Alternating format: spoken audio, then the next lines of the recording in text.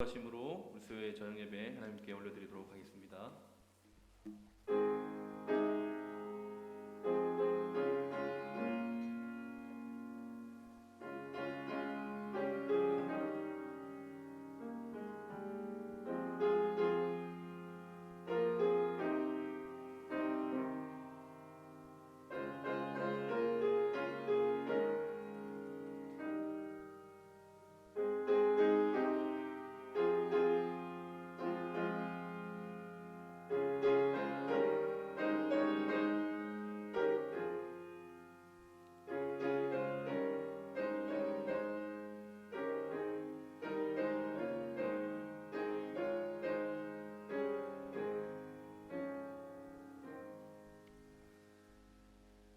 하나님 아버지 참 감사합니다. 이 3일 밤 예배 주의 백성들을 모아주시고 특별히 세상을 살아가다가 주의 말씀을 들을 수 있는 그 은혜의 자리로 불러주시니 참으로 감사합니다. 이 시간 하나님 예배하며 말씀 들을 때 그리스도 안에서 평강과 안식을 누리게 하시고 주의 복된 삶으로 살아갈 수 있는 주의 자녀 되게 하여 주시옵소서. 감사드리며 예수님의 이름으로 기도드립니다. 아멘.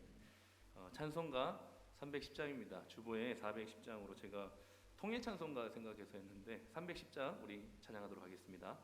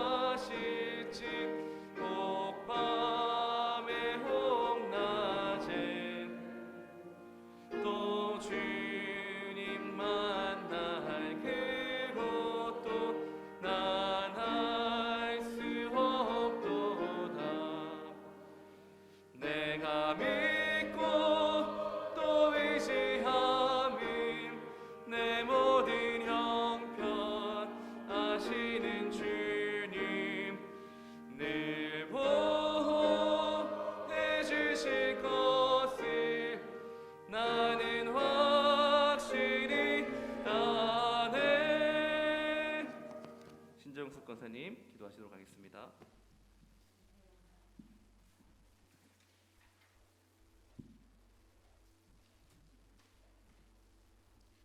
걸어가신 하나님 아버지, 오늘 3일 기도회에 주님 전에 나와서 예배 드릴 수 있게 됨을 감사드립니다. 세상에 살 때에 좀 더 예수 향기 날리지 못하고 내 뜻대로 살았음을 용서하여 주옵소서. 이 시간 김규환 목사님 말씀을 주실 때에 좀 더 깊이 이해하며 은혜로이 들을 수 있게 하여 주소서. 4월 달에는 직분자 선거가 있는데 하나님 보시기에 합당한 자가 뽑혀지게 하여 주소서. 교회 이전 문제도 선한 길로 인도하여 주소서. 연로하신 분들에게도 함께 하시고 병력하신 분들도 속히 건강을 회복해 하여 주시고 연약한 자들을 돌아볼 수 있는 마음도 주소서. 모든 일에 진리와 공의로 볼 수 있는 눈도 주소서. 잡다한 것을 버리고 가난한 마음으로 의를 구할 수 있게 하옵소서. 나의 교만한 마음과 언행 심사로 내 주의 마음을 다치게 하진 않았는지 부끄러운 마음 용서하여 주소서. 세미한 주님의 말씀과 음성이 나의 죄악과 허물로 인하여 들리지 않고 보이지 않는 것을 용서하여 주소서. 코로나가 속히 종식되어서 어려움으로 고통받는 자 모든 일이 회복될 수 있게 하여 주옵소서. 부족한 죄인 예수님 이름으로 기도드리옵나이다.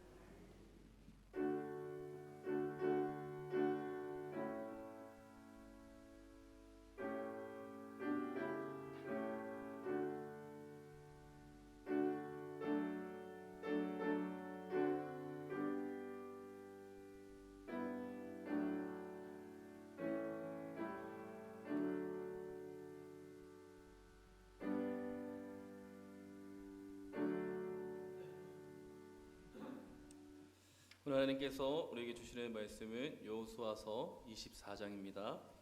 여호수아서 24장 14절부터 18절까지입니다. 제가 가진 성경으로 357면 정도 됩니다. 여호수아서 24장 14절부터 18절까지 교독하시고 마지막을 합독하도록 하겠습니다. 14절부터 읽겠습니다. 제가 그러므로 이제는 여호와를 경외하며 온전함과 진실함으로 그를 섬기라. 너희의 조상들이 강 저쪽과 애굽에서 섬기던 신들을 치워버리고 여호와만 섬기라.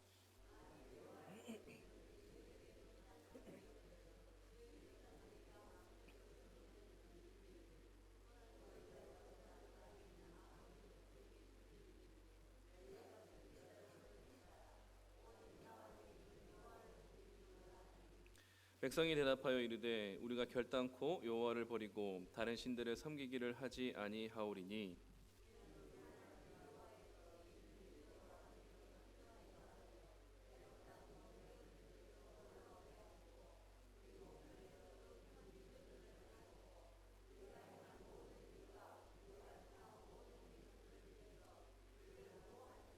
함께 읽겠습니다.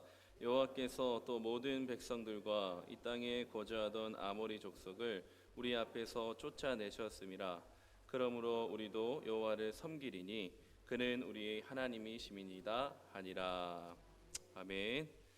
오늘 마지막 여호수아서 너희가 신을 택하라라는 말씀으로 하나님의 은혜를 나누도록 하겠습니다. 여호수아서를 마지막으로 마무리해야 된다라는 부담감도 있는데 양도 적지 않았던 것 같아요. 33절까지 되는데 그래서 제가 지난주에 한 목사님이 딱 하시는 거 보고 나도 저렇게 해야겠다 생각했던 게 뭐냐면은 24장 전체를 한번 본문을 좀 구조를 좀 잡고 시작하면 좋겠다. 특히 33절에 대한 이런 많은 절수가 있는데 먼저 표를 보시고 앞에 24장의 구조를 좀 잡고 넘어가도록 하겠습니다. 네, 우리 표를 한번 먼저 크게 24장은 세 부분으로 나눌 수 있을 것 같습니다. 첫 번째 문단에서는 1절부터 13절은 여호수아가 이스라엘 전체 역사를 돌아보는 겁니다.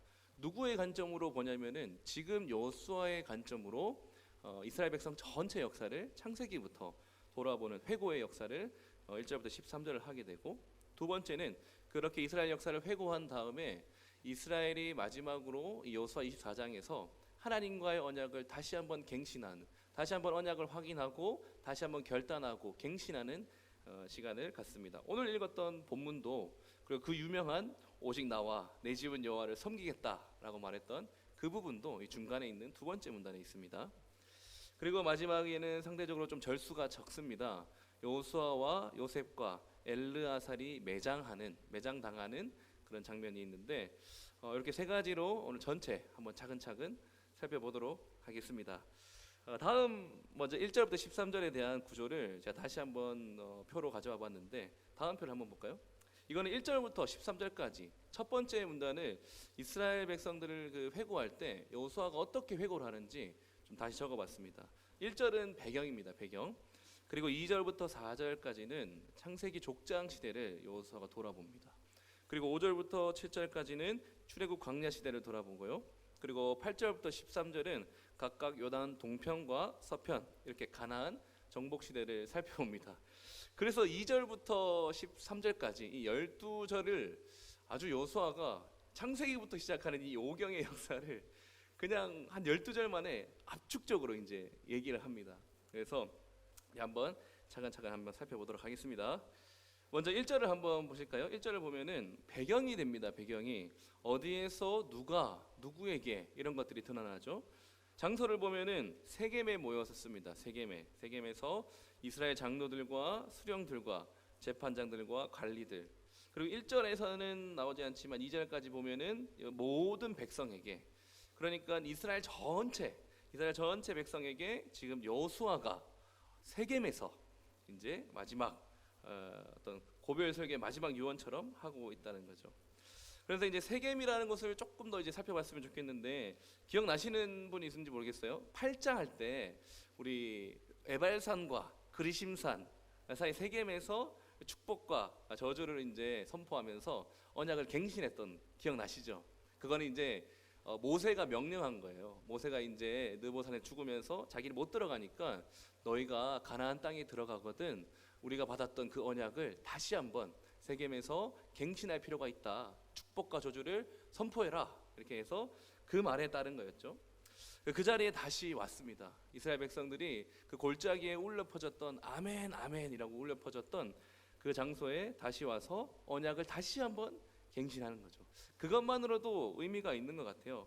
그러나 조금 더 우리가 더 거슬러 올라가 보면은 창세기 12장 6절과 7절에 보면은 이 세겜의 의미가 또 조금 새로워집니다. 뭐냐면은 아브라함에게 하나님이 아브라함에게 처음 약속의 땅을 주시겠다라고 말씀하신 장소, 실제로 그 땅을 주겠다라는 음성을 들었던 장소가 바로 세겜입니다.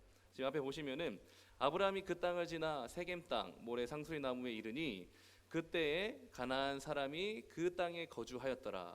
그러니까 하나님의 약속의 말씀을 듣고 왔어요. 세겜에 왔는데 그냥 무혈 입성할 수 있는 땅이 아니고 이미 다 살고 있는, 하나님 분명히 주시기로 했는데 그냥 얻을 수 있는 땅이 아니었던 거죠. 하나님 이거 주시려고 하는 땅 맞나? 이렇게 약간 의심이 들 순간에 7절에 하나님께서 말씀하시는 거죠. 여호와께서 아브라함에게 나타나 이르시되 내가 이 땅을 네 자손에게 주리라 하신지라. 자기에게 나타나신 여호와께 그가 거기서 제단을 쌓고, 그러니까 세겜에서 하나님이 이 땅을 네 자손에게 주리라 하는 그 약속의 말씀을 받았던 땅이라는 거죠.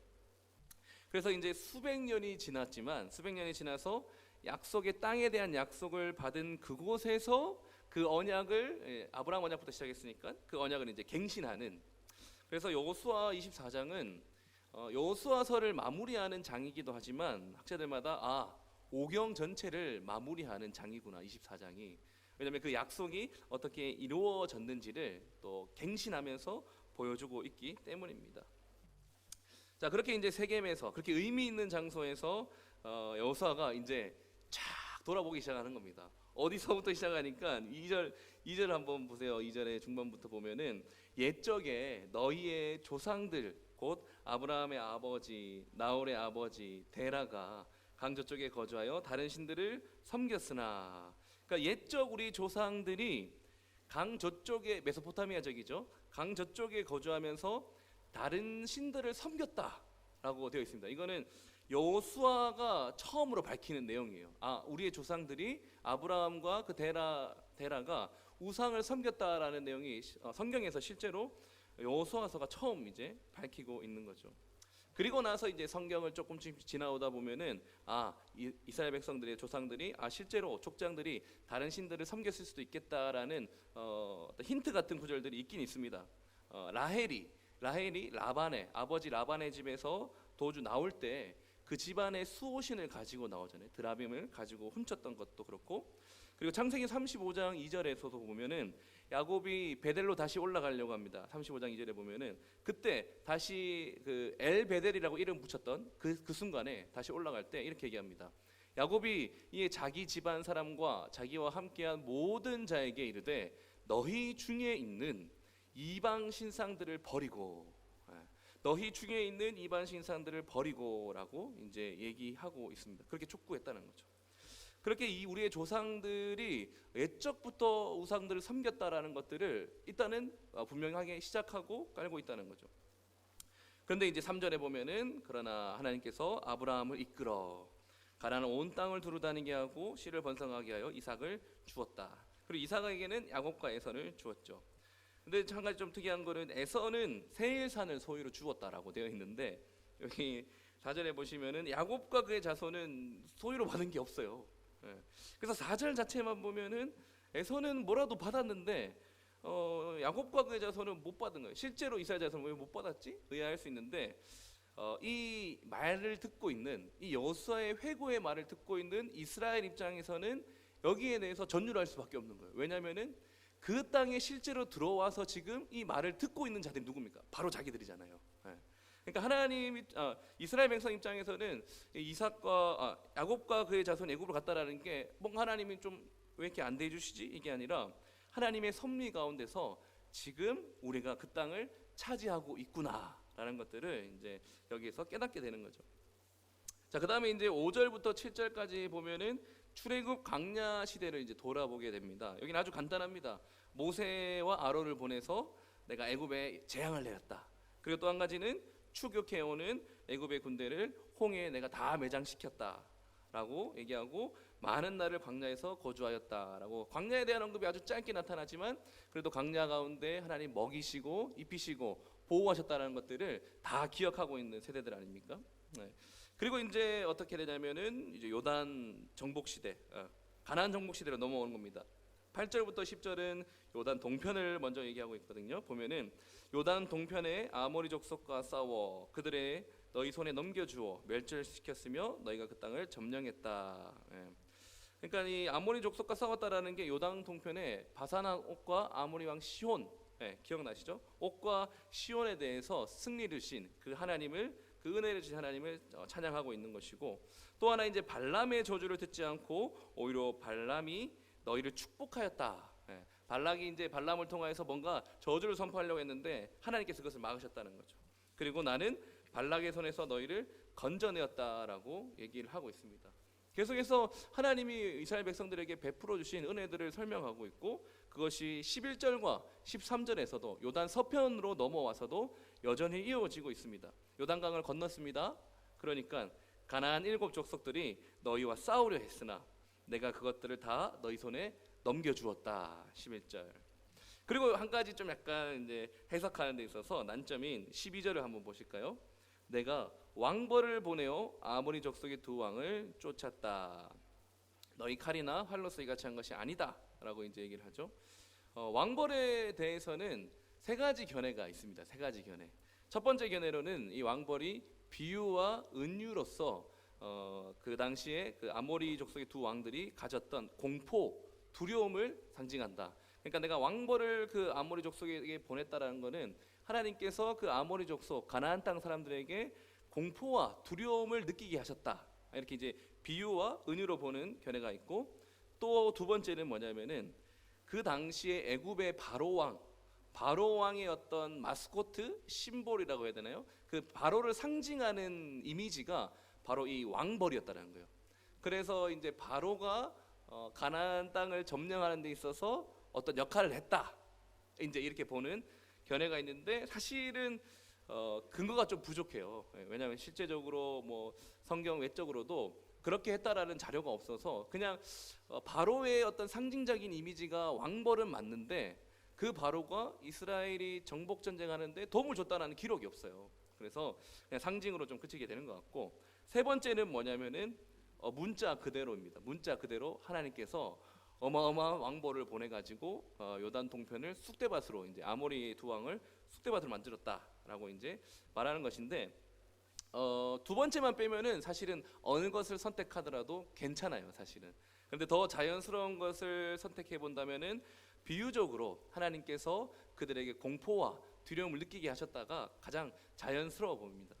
왜냐하면 라합도 요단 동편에서 이스라엘 백성들의 어떤 활약을 듣고 또 이스라엘 백성과 함께 하시는 하나님의 어떤 활약을 듣고 그들의 마음이 우리가 지금 우리 가나안 족속들이 다 간담이 녹았다 이렇게 얘기할 만큼 두려움을 느끼게 했고, 또 왕벌들이 막 출정해가지고 막 숫대밭으로 만들었으면은 좀 자연스러울 수도 있는데 왕벌 단수로 얘기하고 있으니까 조금 더 자연스러운 거는 비유가 아닐까 이런 생각을 하지만, 그래도 이거 불가능한 일은 아니다. 하나님께서 왜냐하면 애굽에 10가지 재앙을 이렇게 내리시고 이적과 많은 기적을 베풀어 주셨기 때문에 불가능한 일은 아니다라고 이제 여러분들 생각하시면 됩니다.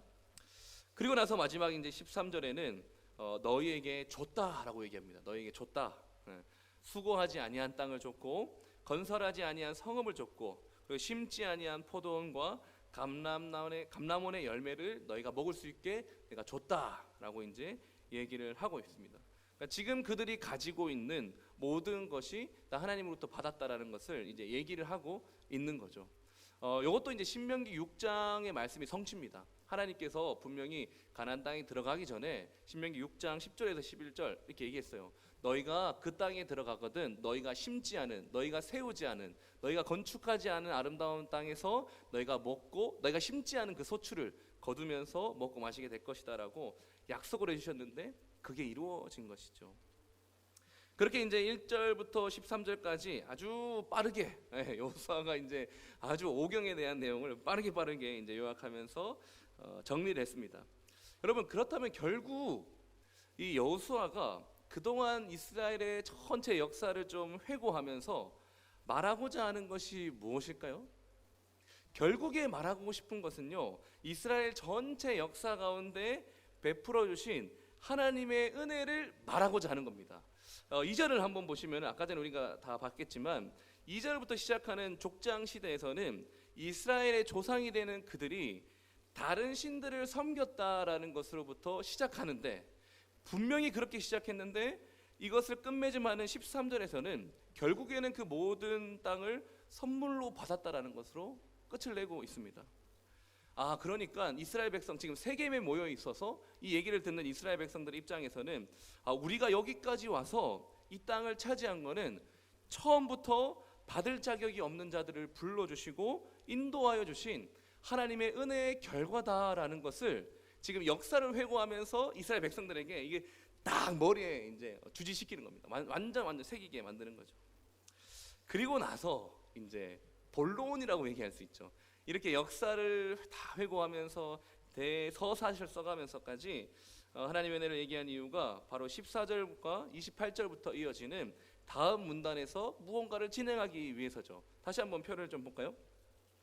다시 한번 표를 보면은 역사를 다 돌아봤어요.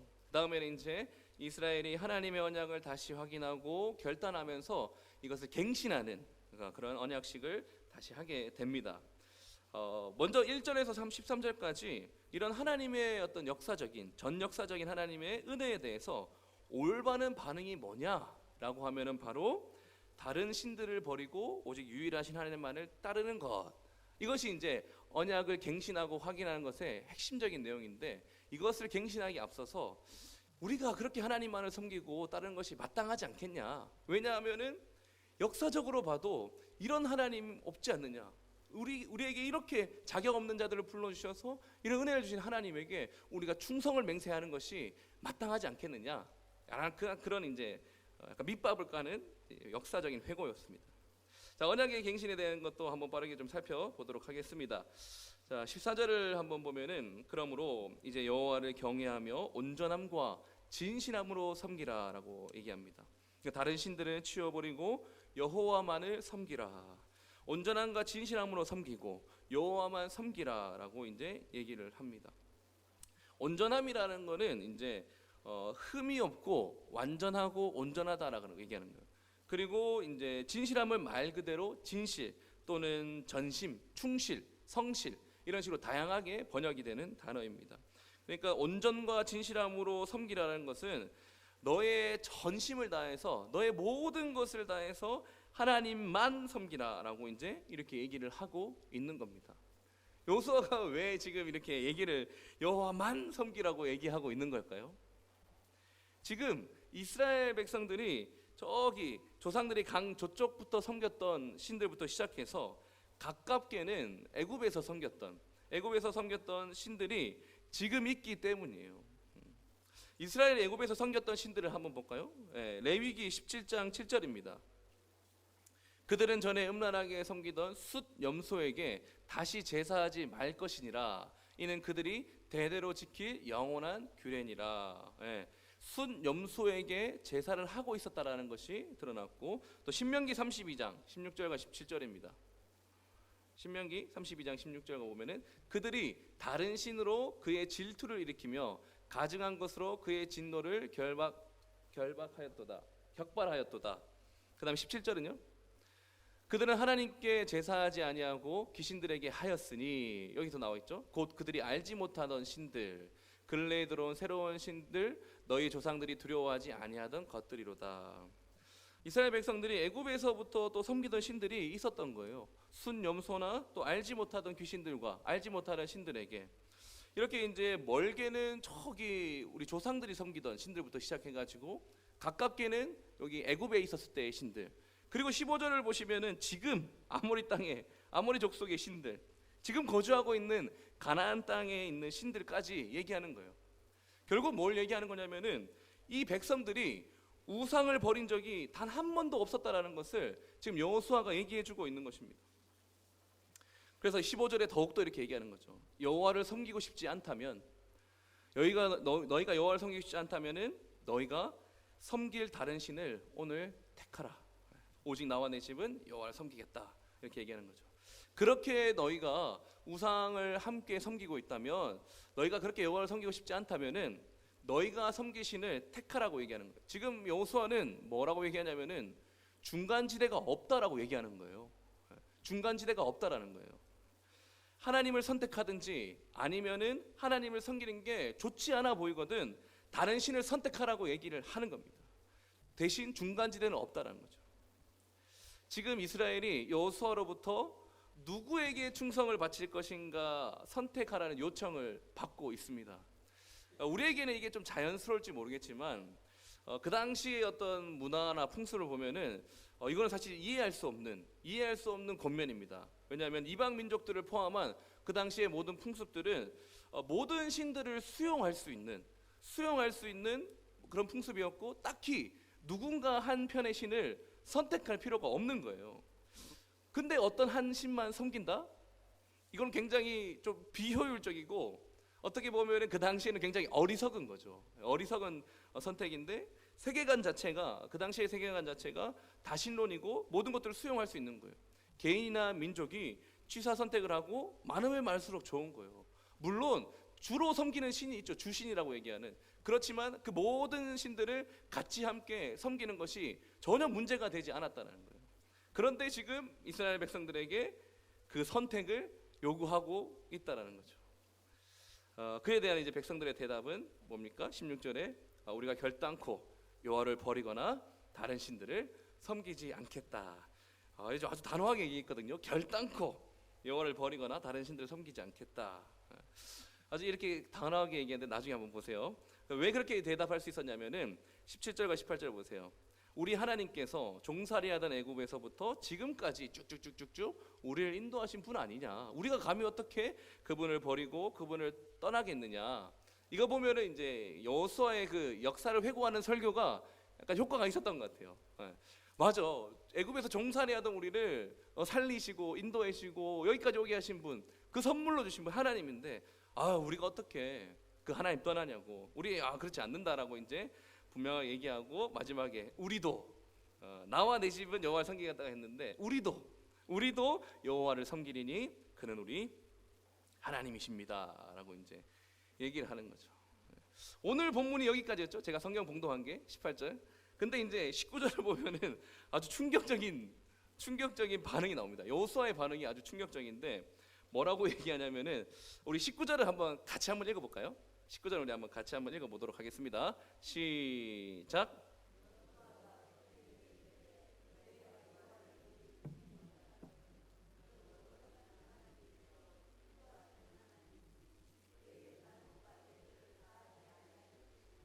네. 우리가 결단코 여호와를 버리거나 다른 신들을 섬기지 않겠다.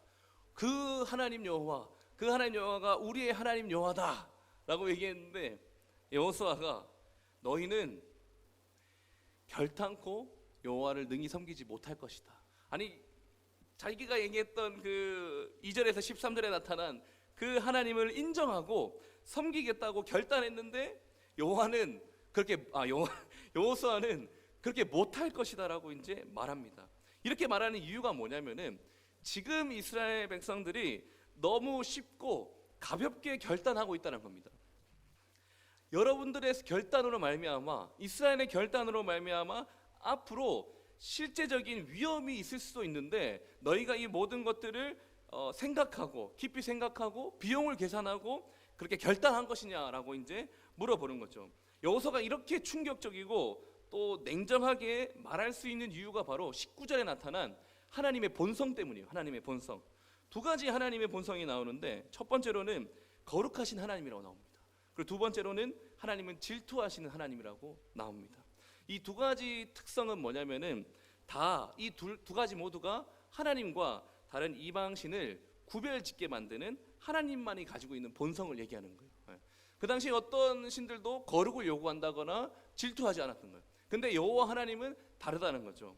하나님은 거룩하신 분이기 때문에 이스라엘 백성들이 하나님의 뜻에서 벗어나거나 범죄하며 사는 것을 그냥 지켜보고 계시지 않을 거라고요. 그들이 범죄하며 사는 것도 범죄하며 살면서도 불구하고 그들을 내버려 두는 분은 아니라는 거예요. 하나님은 죄를 미워하고 그의 죄값으로 생명을 죽이시기까지 할 정도로 죄를 멀리하시는 분인데 너희가 이런 하나님을 알고 그렇게 결단하는 거냐? 하나님 다른 신들과 다르다. 근데 너희가 이것을 모르고 너무 쉽게 결단하는 거 아니냐? 또 하나는 하나님 뭡니까? 질투하는 하나님이라고 얘기합니다. 하나님은 자기 백성을 향한 기대가 높고 자기 백성을 향한 사랑이 너무 높은 거예요. 너무 크신 분이죠. 그래서 하나님은 그들이 잘못을 저질렀을 때 쉽게 잊을 수가 없고 다른 신들과 가볍게 히히닥거리는 것도 그냥 두고 보실 수 없는 거예요. 그냥 보고 넘기시지 않을 뿐이라는 거죠. 그럴 때 이방인의 신들은 뭐 어떻게 합니까? 다른 어떤 신들과 히히닥거리고 있을 때 이방인의 신들은 아무런 간섭을 하지 않아요. 자신의 경배자들이 그냥 다시 때가 되어 돌아오기만은 그냥 기다리겠죠. 그러나 여호와께서는 다시 돌아올 때까지 징계하는 분이라는 거예요. 백성들을 너무 사랑하셔서 그들에게 그들의 거룩을 요구하고 그들에게 다른 어떤 대상들이나 다른 우상들에게 나뉘어져 있는 사랑을 요구하는 게 아니라 그들의 백성으로부터 나뉘어져 있지 않은 온전한 사랑을 그들의 백성으로부터 요구하는 분이라는 거예요. 그게 바로 거룩하신 하나님, 질투하시는 하나님, 이렇게 얘기를 하는 겁니다. 근데 너희가 그런 하나님 알고 너희가 이렇게 결단했느냐? 단순히 말로만 하는 말의 문제가 아니라 여호와께서 거룩하고 질투하시는 분이라는 사실을 마음의 염두에 두고 목숨을 거는 행위와 순종이 필요한데 너희가 과연 이것을 생각하고 비용을 계산하고 너희가 결단했느냐라고 이렇게 얘기를 하고 있는 겁니다. 그러면서 이어지는 전에서 20절에서는 하나님이 너희에게 재앙을 내리시고 너희를 멸하실 수 있는 분이라는 그 두려움을 가지고 그 두려움을 알고 너희가 결단했느냐라고 이제 얘기를 하고 있는 거죠. 거기에 대해서도 백성들은 예스라고 대답합니다. 우리가 하나님만을 섬기겠다라고 이제 그렇게 얘기를 하죠.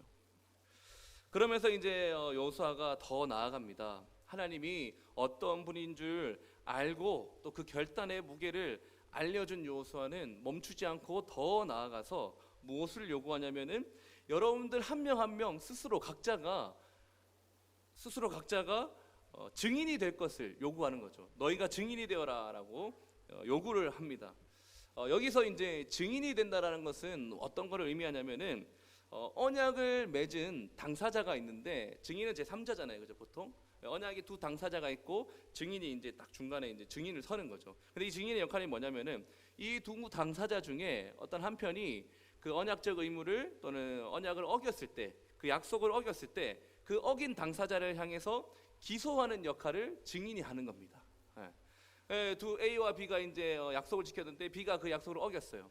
그러면은 B를 데리고 재판장한테 가서 이것을 어겼으니 그에 합당한 벌을 내려달라고 기소하는 역할을 이 증인이 하는 거죠. 근데 지금 이스라엘이 스스로 증인이 되라고 얘기하고 있거든요. 이건 뭐냐면은 언약에 내가 충성하지 않았을 때 자신을 기소해야 할 그런 증인의 역할을 할 자세가 되어 있느냐라고 묻는 겁니다. 스스로 하나님 앞에 내가 성실하지 못했을 때, 하나님 언약을 지키지 못했을 때 내가 잘못을 저질렀으니까 이 잘못에 합당한 벌을 선고해달라고 스스로에 대해서 그렇게 기소할 준비가 되어 있느냐, 그런 증인의 역할을 감당할 준비가 되어 있느냐라고 이제 얘기를 하는 거죠. 이에 대해서 백성들도 대답합니다. 우리가 증인입니다. 그렇게 대답하고는 이제 마지막에 또 마지막으로 여호수아가 명령을 합니다. 그러면 23절에 볼까요? 23절 그러면 이제 너희 중에 있는 이방 신들을 치워버리고 너희 마음을 이스라엘 하나님 여호와께 향하라. 이방 신들을 치워버리고 너희의 마음을, 여기서 마음 아까 얘기했죠. 나뉘어지지 않는 마음이에요. 오직 하나님 여호와 하나님만을 위한 온전하고 진실한 그 사랑을 하나님에게 향하라라고 이제 얘기하고 있는 것입니다. 여기서 향하라라는 말은 또 구약 안에서 돌아서라. 그러니까 이방 신들을 치워버려야 할 이방 신들에서부터 너의 마음을 여호와께로 돌아서라 이렇게 얘기하는 경우도 있고, 또 하나의 어떤 용례가 뭐냐면은 기울이다라는 의미가 있습니다. 기울이다. 그러니까 하나님께 이렇게 기울어져 있다라고 얘기를 하는 거죠. 이 강대상에 기울어져, 제가 이렇게 만약에 이렇게 뒤를 돌아가지고 이렇게 뒤로 쓰러지면 이 강대상이 저를 받쳐줄 수 있을까요? 아주 일체의 고민도 없이 고개를 이렇게 가로저시는데, 만약에 내가 믿고 있는 어떤 대상에 대해서 이것이 가짜라면은 내가 완전히 넘어지게 돼 있는 거예요. 그러니까 하나님에 대해서 너희가 기울여라, 향하라, 신뢰하라 이렇게 얘기하는 거는 하나님을 향해서 너희 온전한 모든 무게와 온전한 너의 삶의 모든 것들을 다 기울여라는 거예요. 이렇게 자신을 던지라는 거죠. 근데 여러분, 만약에 내가 믿고 있는 그 하나님이 이 우리의 복음과 이 진리가 거짓이라면은 우리는 기울여 있었기 때문에 우리는 완전히 넘어져서 망하게 되겠죠. 우리는 거기에 대한 어떤 리스크를 당하게 될 겁니다. 왜냐하면 완전히 기울어져 있었기 때문에, 그것이 가짜였다면, 그것이 우리를 떠받쳐주지 못할 거였다면 그만큼의 리스크를, 위험을 우리는 받게 되겠죠. 그런데 반대로 기울어져 있지 않았다면 우리는 아무런 영향이 없을 거예요. 이것이 진짜든지 아니면 가짜든지 상관없이 우리는 아무 영향을 받지 않겠죠. 제가 왜 이런 얘기를 하냐면은, 우리가 하나님을 믿고 우리 예수 그리스도를 따라가는 제자의 삶이 어떤 중간지대가 있거나 적당한 삶이 아니라는 거예요. 완전히 우리의 삶을 기울여야 되는 거예요. 어느 정도까지 기울여야 되냐면, 우리가 만약에 이 복음이 가짜라면은 우리 삶이 완전 망했구나. 이제 이 복음이 가짜라면 내 삶은 이제 끝이구나. 내가 여기 모든 걸 걸었는데 나는 이제 망했다라고 여러분들 그렇게 반응하실 정도로 우리 복음을 위해서, 우리 삶을 하나님을 위해서 기울여야 되는데, 만약에 이것이 가짜라고 해도 여러분들이 아무런 타격을 받지 않는다면은 우리는 지금 하나님을 향해서 복음을 위해서 우리의 삶을 기울이고 있지 않은 것입니다. 그래서 우리가 정말로 이것이 아니면은 나는 정말 끝이다, 나는 망했다 라고 생각할 정도로 우리의 전인격적인 삶을 우리 하나님께 맡겨드리고 복음을 위해서 살아가야 될 줄 믿습니다. 그리고 마지막으로 이제 여호수아가 언약을 갱신을 합니다. 뭐 율례와 25절부터 28절까지 보면은 율례와 법도를 정하죠. 그리고 율법책에 기록을 하고 큰 돌을 세워서 증인 삼고 각자 기업으로 이제 마지막으로 돌려 보냅니다.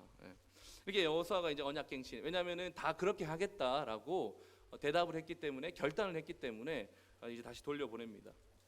그리고 이제 이어지는 세 사람의 죽음과 무덤에 매장하는 장면이 나옵니다.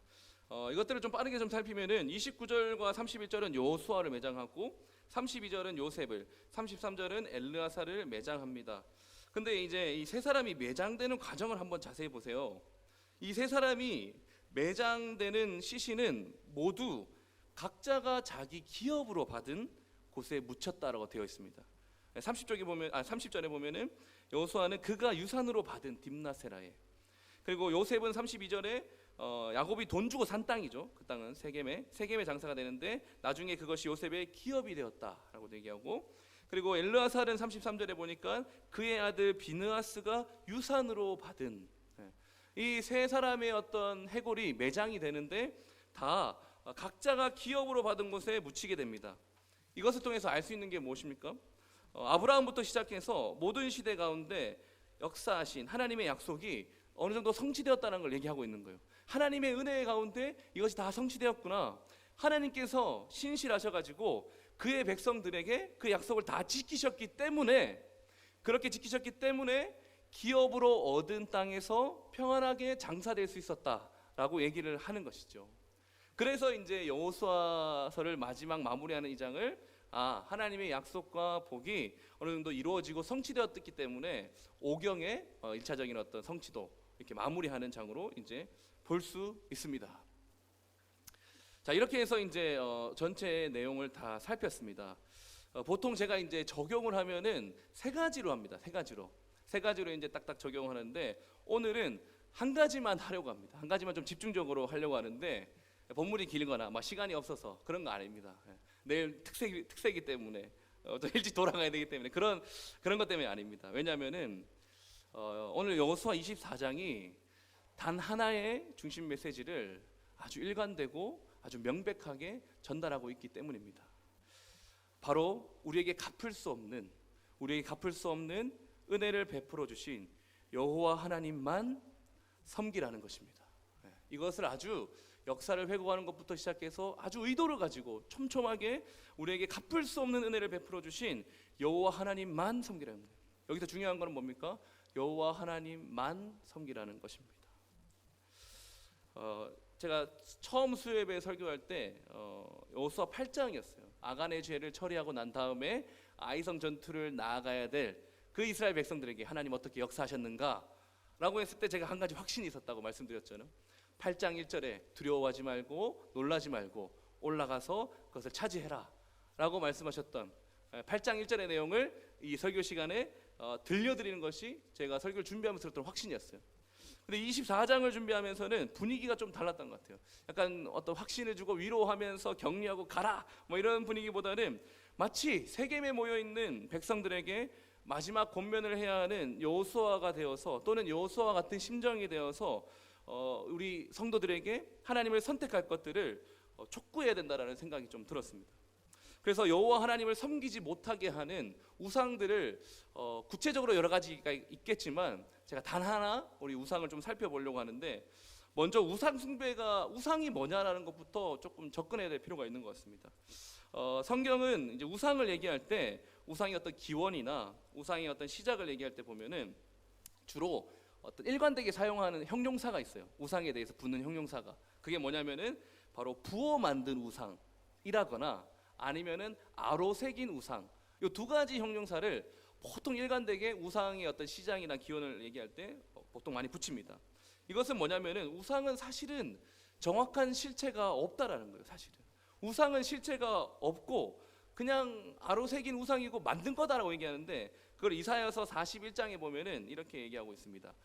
보라, 그들은 다 헛되며 그들의 행사는 허무이며 그들이 부어 만든 우상들은 바람이요, 바람은 이제 불어가는 바람을 하는 거예요. 바람이요 공허한 것뿐이니라. 그리고 에레미야 10장 14절입니다. 사람마다 어리석고 무식하도다. 은장이마다 자기의 조각한 신상으로 말미암아 수치를 당하나니, 조각한 신상으로 말미암아 수치를 당하나니 이는 그가 부어 만든 우상은 거짓이요 그 속에 생기가 없음이라. 우상은 실체가 없어요. 근데 그럼에도 불구하고 우상이 왜 생겨났냐라고 하면은 바로 인간들의 욕망이 있죠. 우리 인간들에게는 욕망이 있는데 그 욕망을 이루어줄 매개체로 우상을 구체화시킨 겁니다. 우상을 만들어낸다는 거죠. 그래서 구약에 나타난 우상들을 보면은 다 하나같이 자기 자신들의 어떤 욕망, 장수를 기원한다거나 아니면은 추수 때 많은 소출을 거둘 수 있게 해달라거나, 많은 소출에 어떤 직접적인 영향을 주는 해와 비에 대한 신을 만든다거나, 아니면 다산과 풍요에 대한 신을 만들어서 섬긴다는 거죠. 그리고 뿐만 아니라 기본적으로 우상은 어떤 것과 연결되어 있냐면은 우상 숭배의 방식에다가 인간의 원초적인 어떤 욕망을 같이 버무려 놨어요. 인간의 숭배하는 그 방식에 이 욕망을, 성적인 욕망을 같이 버무려 놨기 때문에 우상 또는 우상 숭배 자체는 인간의 탐심과 인간의 욕망을 해결하기 위해서 필연적으로 나타나는 공허한 실체라는 거죠. 반드시 나타날 수밖에 없는데 실체는 없는, 공허하다라는 거죠. 오히려 형상은 있지만 실체가 없는 우상이 있다는 거예요. 그래서 세계 만들고 부호 만든 그런 형상은 있는데 실체가 없는 우상 말고, 실체는 있지만 형상은 있지만 실체가 없는 진짜 우상이 있다는 거예요. 그게 뭡니까? 바로 자기 자신입니다. 바로 자기 자신. 이 우상 숭배의 시작과 끝에는 바로 이 자기 자신에 대한 포기할 수 없는 사랑이 있기 때문입니다. 이것이 우상 숭배의 실체라는 거죠. 이스라엘 백성들이 가깝게는 애굽부터, 또는 멀게는 저기 조상들이 섬기던 신까지 지금 가나안 땅에서 우상을 섬기고 있는 이유는 바로 하나님 사랑이 아니라 자기 사랑을 더 하고 있기 때문입니다.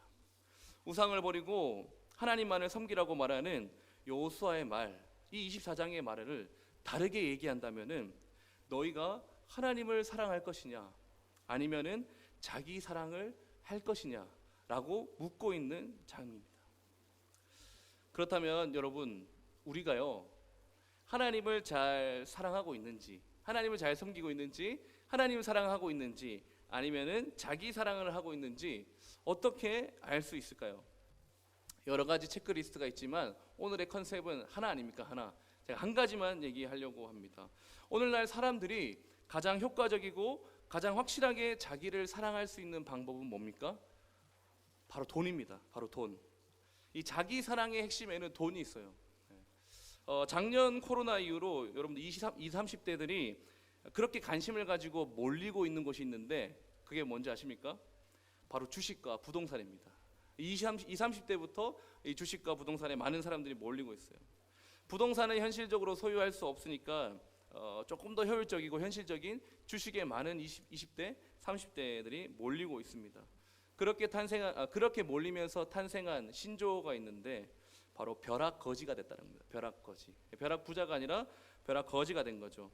한 해 동안 급증한 주식이 급등함으로 인하여서 다른 사람과 자산 격차가 벌어지면서 아무것도 하지 않아도 내가 거지가 됐다라는 자조 섞인 유행어가 나오는 시대라는 거죠. 이례적인 상승장에서 나 혼자만 소외됐다라는 어떤 그런 자조 섞인 유행어죠. 내가 벼락거지가 됐다. 그러면서 사람들이 어떻게 돼요? 나는 벼락거지가 됐는데 저 사람은 상대적으로 더 많은 것들을 보니까 이 벼락거지라는 말을 통해서 더 많은 사람들이 주식시장에 뛰어들고 있습니다. 주식 자체가 나쁘다고 얘기하는 것이 아닙니다. 돈을 우상으로 삼고 주식을 수단으로 여겨서 자기 사랑을 실천하려고 하는 그 사랑을 얘기하고 있는 겁니다. 목사님은 원래 돈 많이 안 버니까, 돈 많이 못 버니까, 돈에 욕심이 없으니까 그렇게 돈 얘기를 쉽게 얘기할 수 있는 거겠죠. 아니요. 그렇게 생각하시면 안 됩니다. 여러분도 아시겠지만 돈이 없기 때문에, 돈이 부족하기 때문에 돈에 대한 위력을 더 절실하게 실감하는 법 아니겠습니까? 네. 다른 사람들이 막 정말로 은행이 몇 프로 정도로서는 이제 감히 상상도 할 수 없는 수십 퍼센트 또는 수백 퍼센트의 이익을 얻었다고 하면은, 수익을 얻었다고 하면은 마음이 흔들리지 않은 사람이 어디 있겠냐는 거예요. 네. 저도 저 주변에 지금 주식을 하는 사람들이 제 나이가 먹은 게 아니라 작년부터 너무 많이 생긴 것 같아요. 제 주변에 주식을 하고 있는 사람들이 너무 많이 생겼는데 하나같이 수익을 봤다라는 거예요. 그러면서 저는 벼락거지가 된 거죠. 아무것도 하지 않았거든요. 아무것도 하지 않았는데 나는 벼락거지가 된 거예요. 사회가, 세상이 나를 그렇게 만든 거예요. 그러니까 여기에서 중심이 없고 마음이 흔들려 버리면 내가 왜 벼락거지야? 나도 하니까 너도 나도 이제 뛰어들게 되는 겁니다. 근데 중요한 건 뭐예요? 그렇게 수십 퍼센트, 수백 퍼센트의 수익을 올려서 그 사람들이 그 돈으로 결국 뭘 하느냐는 거예요. 결국에는 자기의 삶의 질을 더 올리기 위해서, 자신의 삶을 더 고급화시키기 위해서, 자기 사랑을 실현시키기 위해서 한다는 거죠. 더 좋은 차, 더 좋은 집, 더 좋은 시계, 더 좋은 가구. 아니 그런 걸 보고 있으면 누구라도 마음이 흔들리죠. 근데 그럴 때도 우리가 분명히 기억해야 되는 것은 우리는 이 땅에서 잘 먹고 잘 살기 위해서 살아가는 사람들이 아니라는 거, 그거 분명히 기억하셔야 됩니다. 우리 존재 자체가 자기를 사랑하는 존재로서 지음받은 것이 아니라는 것을, 그 욕망을 채우기 위해서 살아가는 자들이 아니라는 것을 분명히 하셔야 돼요. 우리는 자기 사랑이 아니라 뭡니까? 형제를, 하나님 사랑, 그리고 형제를 내 몸과 같이, 다른 사람을 내 몸과 같이 사랑하는, 다른 사람을 사랑하기 위해서 존재하는 사람들 아닙니까? 사실 설교를 준비하면서 이게 돈 얘기를 한다는 게 좀 약간 불편하기도 했어요. 왜냐하면 우리 중에 누가 사실 돈이 흘러 넘쳐가지고 내 시대뿐만 아니라 내 후손들까지 떵떵거리고 아무 걱정하지 않고 먹고 살 만큼 그렇게 여유 있게 사는 성도님들은 없잖아요. 네. 어느 지점에 가서는 다들 어떤 생활의 한계를 맛보시거나 아니면 어떤 돈의 필요를 느낄 수밖에 없는, 다 우리 그런 인생인데, 그런 소박한 인생인데도 이런 돈 얘기를 해야겠다라는 어떤 내 마음에 확신이 있었던 건 뭐냐면은, 그럼에도 우리가 이렇게 이 메시지를 들어야 하는 이유는, 우리가 돈으로, 내가 돈이 많고 적든 이게 아니라 우리가 돈으로 자기 사랑을 이렇게 효과적으로 할 수 있는 시대를 살아가고 있다는 것을 부정할 수 없기 때문입니다. 내가 돈이 많고 적음을 떠나서 이 돈으로 나를 사랑하기 위해서 가장 합리적으로 쓰여질 수 있는 것이 돈이고, 우리는 그런 시대를 살아가고 있기 때문입니다. TV 광고 봐도 그렇잖아요. 그런 아파트 광고 보면서 그런 것을 소유하지 못한 우리는 상대적으로 내가 지금 좀 덜 행복한 것 같아, 저 집이 있어야지만, 저 차가 있어야지만 내가 행복이 완성되는 것 같다라는 상대적인 박탈감을 느끼거나, 아니면 연예인들의 삶, 또는 아니면 유튜브에서 우리가 상상할 수 없는 어떤 규모의 소비와 지출을 하는 유튜버들, 이런 여러 가지 어떤 우리의 삶의 정황들은요, 언제든지 우리가 다른 곳에 마음을 향할 수 있도록 우리 마음을 흔들고 있는 시대에 살아가고 있기 때문에 마음이 불편하지만, 그리고 우리 그 중에 그렇게 뛰어난 우월한 부자가 없지만 그래도 이 얘기를 해야겠다는 생각을 했었습니다. 그래서 저는 오히려 여러분이 주식이나 부동산에 휩쓸리지 않고, 그럼에도 불구하고 상대적인 박탈감을 느끼지 않고 소박한 삶을 살면서도 진심으로 만족하는 삶을 살 수 있었으면 좋겠습니다. 그러면서도 오히려 내가 넘치지 않지만, 소박한 인생이지만 다른 사람들에게 내 것을 내어주고, 오히려 내가 무너져면서까지 다른 사람을 위해서 살아가려고 하는, 정말로 이 세상이 보여준 적이 없는, 이 세상에서 정말로 보여준 적이 없는 그런 이 시대를 초월하는 멋진 그리스도인의 삶을 살아갈 수는 없을까요? 우리가 그런 삶으로 부르심 받았다는 것들을 기억하셨으면 좋겠습니다. 네.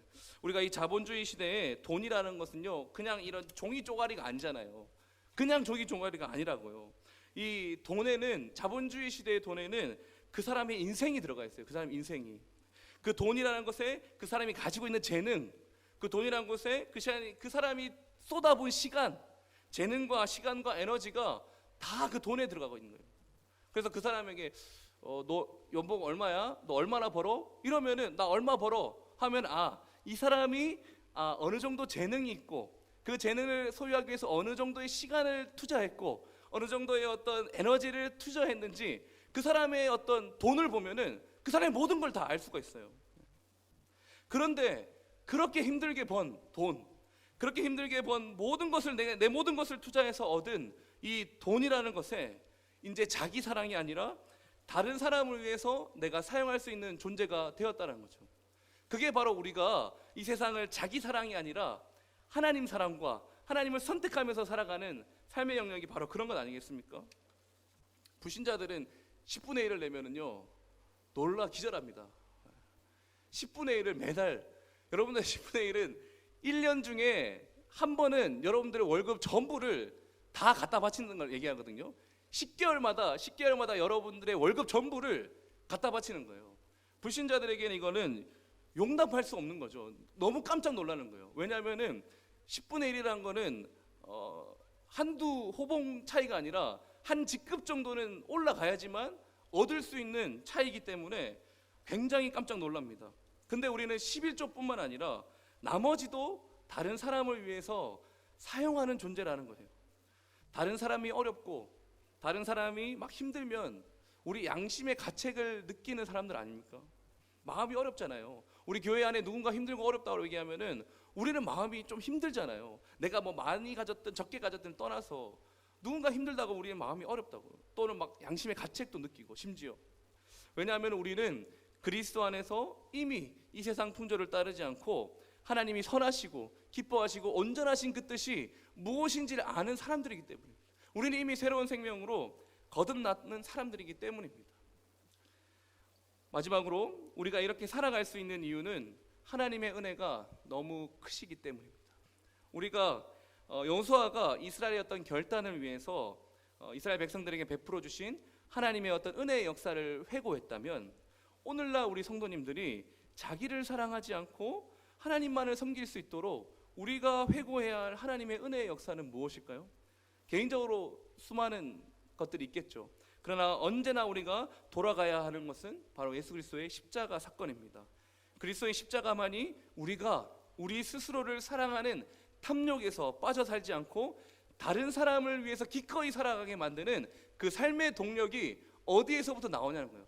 바로 예수 그리스도의 십자가로부터 그렇게 시작할 것입니다. 여러분들 오늘 밤에 집에 돌아가셔서 문을 열 때 한번 생각하셔야 됩니다. 나는 누구를 섬길 것인가? 아니면은 내일 아침에 문을 열고 나가실 때 나는 누구를 섬길 것인가? 여러분, 중립지대는 없습니다. 아시겠죠? 나는 오늘 어디에 누군가를 위해서 돈을 사용하실 것인가? 차를 타고 시동을 걸 때 나는 오늘 누구를 섬길 것인가? 쌀을 씻어가지고 밥솥에 밥을 안 칠 때 나는 오늘 누구를 위해서 섬길 것인가? 여러분 하루 가운데 여러분들의 돈이 어느 곳을 향하여 사용하고 있는지가 바로 여러분들을 다스리는 주인이 누구인지를 말해 줄 것입니다. 이 땅에서 우리의 마음이 흔들릴 때마다 하나님이 우리를 도우신다라는 것을 꼭 기억하시길 바랍니다. 하나님이 이스라엘 전 역사 가운데 포기하지 않고 그들의 삶 가운데 인도하시고 보호하셨습니다. 예수 그리스도의 십자가를 통해서 드러난 하나님의 은혜와 그 사랑이 하나님을 사랑하려고 하지 다른 우상들을 섬기지 않고 하나님만을 사랑하려고 하는 그런 신자의 삶 가운데 반드시 이 하나님께서 사용하실 것입니다. 예수 그리스도를 주신 하나님께서 그 외에 그 모든 좋은 것들을 반드시 우리에게 채워주실 것이고 우리에게 허락하셔서 우리가 이 땅에서 하나님만을 사랑하며 살아갈 수 있는 자들이 되게 하실 것입니다. 그러므로 우리 주님 다시 오실 때까지 우리 여호와 하나님만 택하며 섬기며 살아가는 저와 여러분이 되기를 간절히 소원합니다. 하나님 아버지, 감사합니다.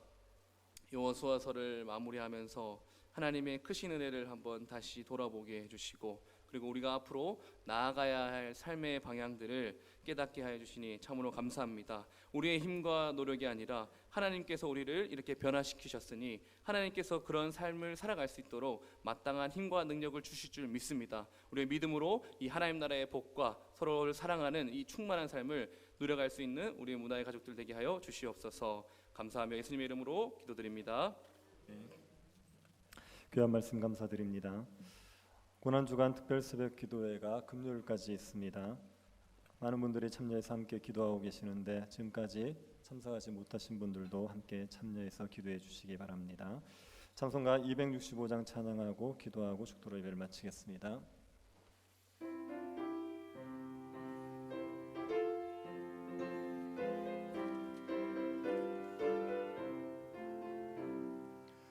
주 십자가를 지심으로 죄인을 구속하셨으니 그 피를 보고 믿는 자는 주님의 진노 멸하겠네. 내가 그 피를 유월절 그 양의 피를 볼 때에 내가 널 넘어서 가리라. 흉악한 죄인 괴수라도 예수는 능히 구원하네. 온몸을 피에 담글 때에 주님의 진노 면하겠네. 내가 그 피를 유월절 피를 볼 때에 내가 널 넘어서 가리라. 분판할 때에 모든 백성 행한 일대로 보응받네. 주님의 피로 죄 씻으면 주님의 진노 면하겠네. 내가 그 피를 유월절 그 양의 피를 볼 때에 내가 널 넘어서 가리라.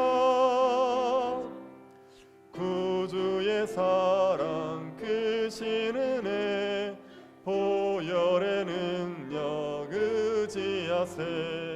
심판의 물이 내릴 때에 주님의 진노 면하겠네.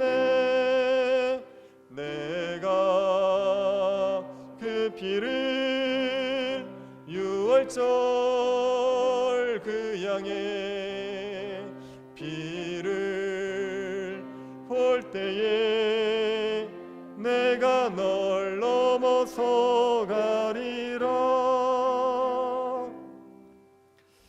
여기까지 기도 제목 가지고 같이 기도하겠습니다. 그리스도의 십자가 사랑으로 자기 사랑을 깨뜨리고 하나님만을 사랑할 수 있도록 은혜 베풀어 달라고 기도합시다. 십자가에 달리신 예수 그리스도를 우리가 더욱더 사랑할 수 있도록 주님께서 이 고난 주간 가운데 주님의 십자가 사랑을 다시 한번 깨닫게 하여 주시기를 기도합시다. 부활 주일에 우리에게 부활의 기쁨이 가득하게 하여 주시기를, 여러 환난 가운데 있는 성도들이 부활의 소망으로 위로를 얻게 하여 주시기를 기도해 주십시오. 예배당 이전과 직분자 선거를 하나님께서 선하게 이끌어 주셔서 이 모든 일에 하나님 영광 받으시고 교회가 더욱더 충만해질 수 있도록 은혜 내려 주시기를 같이 한번 기도하겠습니다. 하나님 아버지, 예수 그리스도의 그 십자가 앞에서 우리에 대한 자기에 대한 사랑이 깨어질 수 있도록 주님께서 우리에게 역사하여 주십시오. 우리 자신을 위해서 살아가는 사람들 아니고, 돈을 위하여 살아가는 사람들 아니고, 이 땅의 쾌락을 위해서 살아가는 사람들 아님을 십자가를 바라보며 날마다 깨닫게 하여 주시기를 원합니다. 하나님 아버지, 우리의 안락을 위하여 우리에게 재물을 쌓아두고 싶고, 하나님 우리의 안락을 위하여 우리의 삶의 많은 것들을 소유하고 싶은 마음들이 우리에게 있습니다. 하나님을 우리의 기업으로 삼을 수 있게 하여 주십시오. 우리에게 있는 손에 있는 것들을 의지하지 아니하고 하나님만을 의지하고 살아갈 수 있는 거룩한 백성들이 되게 하여 주시옵소서. 하나님 우리에게 은혜를 내리워 주십시오.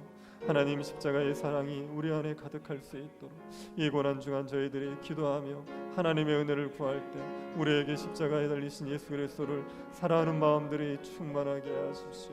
하나님 우리의 마음이 그리스도의 십자가에 사로잡히게 하여 주시고 십자가의 사랑으로 살아갈 수 있는 주의 백성들이 되게 하여 주시옵소서. 하나님 우리에게 은혜를 내리워 주시기를 원합니다.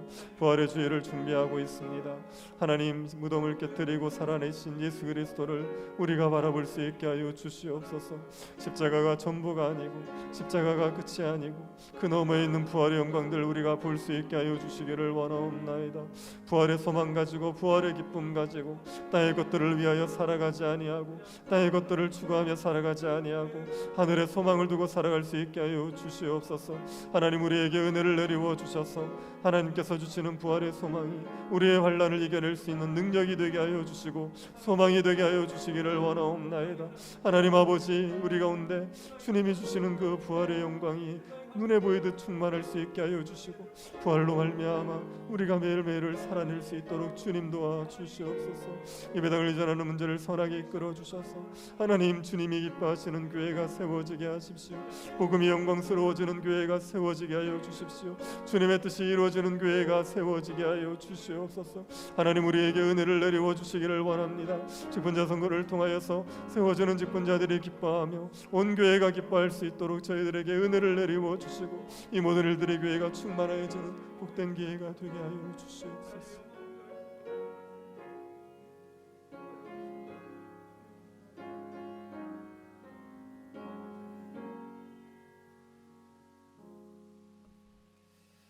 지금은 우리 주 예수 그리스도의 은혜와 하나님의 사랑과 성령의 교통 이루하심이 그리스도의 십자가 사랑으로 하나님과 이웃을 사랑하기를 소원하는 사랑하는 주의 백성들의 머리 위에 지금으로부터 영원토록 함께 있을지어다. 아멘.